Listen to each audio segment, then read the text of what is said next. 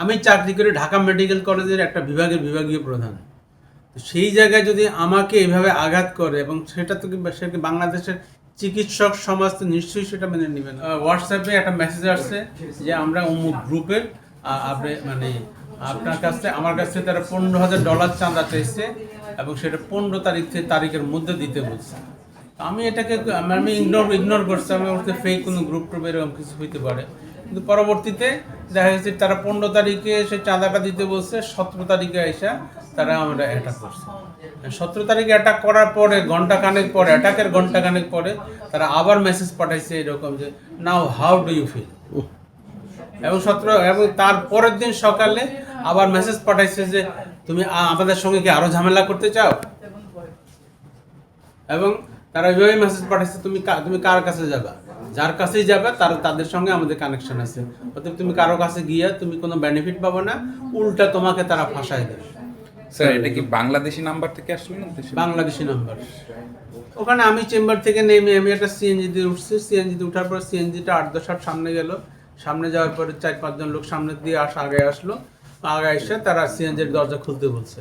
আমি ড্রাইভারে মানা করছি, দরজা খুললো না। আমি তাদেরকে জিজ্ঞাসা করছি ভাই তোমাদের সমস্যা কি আমার একটু বলো, তোমাদের কি অসুবিধাটা বলো। একজন বলতেছে তুই অমুকের বোনডে ভুল চিকিৎসা করছিস, দরজা খোল। আমি কি সে কার বোন, সেই রুগীটা কোথায়, কার বোন, মানে এখন আর কিছু বলতেছেন না, বলছে আর দরজা খোলা আগে বলে আমি ড্রাইভারের দরজা খুলতে মানা করছি। তারপর ড্রাইভার খুলে দেওয়ার পর তারা মাস শুরু করলো, আর কোনো কথাবার্তা নেই। এখন পরবর্তীতে জনগণ এলাকা মানে ওখানকার রাস্তার লোকজন একজনকে আটক করছে।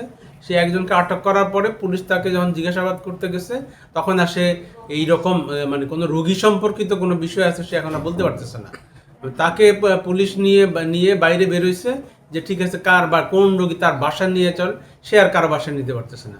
এখন সে স্বীকার করতেছে যে তারে বলছে এরকম এই ডাক্তার সাহেব অনেক টাকা পয়সা আছে, এই ডাক্তার সাহেবের কাছে আমরা যাব, তুই আমাদের সঙ্গে চল, আমাদের সঙ্গে গেলে তোরা আমরা একটা পুরস্কার, তারা একটা মোবাইল কিনে দিবে এরকম বলছে। এটাও আমার শোনা কথা, পুলিশ থানা জিজ্ঞাসাবাদের পরে সে কথা বলছে। এই জন্য সে ওখানে আসছে, যদি এরকম মারবে এরকম সে জানলে সে বুঝলে সে আসতো না। এখন এগুলি সব কিছুতে হচ্ছে এমন হইতে পারে যে এটা সবকিছু সাজানো ঘটনা।